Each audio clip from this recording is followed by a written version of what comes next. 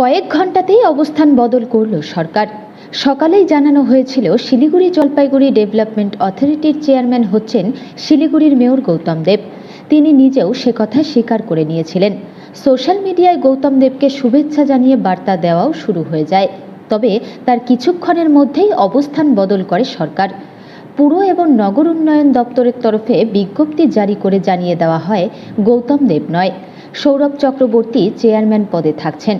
হঠাৎ কেন সৌরভ চক্রবর্তীকে সরিয়ে দেওয়া হলো, আবার কেনই বা কিছুক্ষণের মধ্যে তাকে পদে ফিরিয়ে আনা হলো, তা এখনো স্পষ্ট নয়। এজেডিএ ওই অর্ডারটা স্টে হয়ে গেছে।